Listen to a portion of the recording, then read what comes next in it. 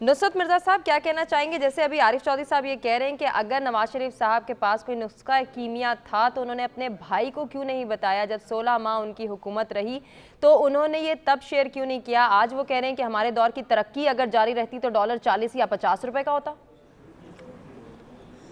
देखिए, ये बात तो बिल्कुल गलत है कि वो डॉलर 40-50 का होता, क्योंकि सारी दुनिया के अंदर एक तो ये जो महंगाई है, ये इन्फ्लेशन है, ये सारी दुनिया में है, तो ऐसा मुमकिन नहीं है। वो इंडिया में भी बढ़ा है, चाइना में बढ़ा है, रशिया में बढ़ा है, हर उस जगह बना है, तो ये बात तो उनकी गलत है। अब बात यूँ है कि आपके प्रोडक्शन लेवल ज़्यादा होना चाहिए, तो फिर हो सकता था कि अगर प्रोडक्शन ज़्यादा होती और तो फिर डॉलर कंट्रोल में करते आप, तो फिर डॉलर कंट्रोल में आए थे ना, फिर इसहाक डार साहब डॉलर मैन आया था ना, तो फिर अगर वो चाहते तो कम कर लेते, उसके ज़माने में तो और बढ़ गया।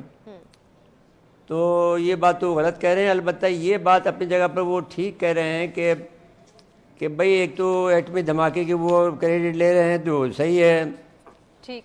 और जब हम इनके मुशीर थे तो हमें याद है कि उस वक्त $5 बिलियन कर्जा था। 98 की बात हम कर रहे हैं। जी जी।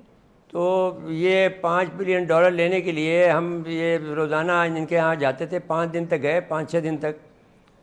जो हमारे जो अब फेडरल जो चैम्बर ऑफ कॉमर्स था, फेडरेशन का था, तो पूरे मुल्क का था, वो 5 बिलियन देने को तैयार नहीं थे। और वो जब इन्होंने अपना फ्लोट किया तो आपको मालूम है कि 250 मिलियन मिले थे इनको। तो ये बात तो वो गलत कह रहे हैं, लेकिन हाँ, एटमी धमाका उन्होंने किया, उसकी सज़ा इनको मिली, लेकिन ये जाकर उन्होंने फिर माफ़ी मांगी तो ये अपनी ज़िंदगी से बच गए। वरना तो फिर ये मुमकिन था कि वो भुट्टो साहब वाला इनका हाल होता।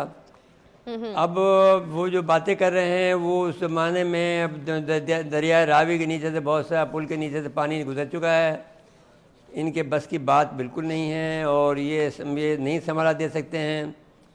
अब जो बात ये कर रहे हैं, इन्होंने डॉलर को भी आज़ाद किया था कि पहले ये होता था कि डॉलर कंट्रोल होता था और हर उस आदमी को मिलता था जो कि ज़रूरतमंद होता था, और बाकायदा तहकीक होकर फिर डॉलर मिलता था। मैं जब बाहर गया हूँ, इटली में गया हूँ, मैंने 1974 में, तो मुझे $100 मिले थे, मेरे पासपोर्ट पर लिखे गए थे। और पासपोर्ट फिर हर एक को इशू नहीं होता था, और बहुत मुश्किल से इशू होता था कि जो ज़रूरतमंद होता था उसी को दिए जाते थे। जी जी। फिर इनके ज़माने में ये हुआ कि डॉलर को बाहर ले जाना आम कर दिया गया, तो जब डॉलर बाहर जाने लगा तो अब भी बाहर जा रहा है। तो डॉलर को अगर आपको जाने से रोकना चाहते हैं तो पैसा तो पाकिस्तान में बहुत है। 100 बिलियन डॉलर कोई चीज़ नहीं रखता है, ये आपको एक शहर से मिल जाएगा।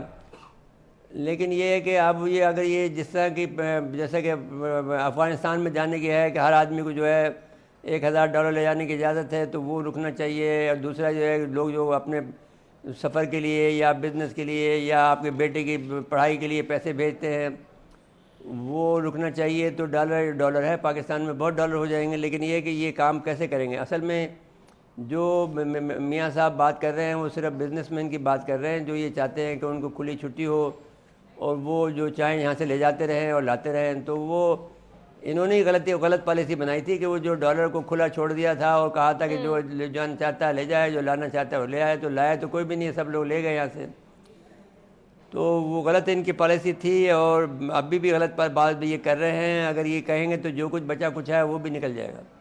ठीक हो गया। और अगर ये कहें कि आप ये बात कहें कि साहब आप इनको, मैंने सनतकारों को आप मौका दें, तो वो मौका देना चाहिए, लेकिन वो नाप तोल से देना चाहिए कि भाई आपको क्या ज़रूरत है और क्या होगा।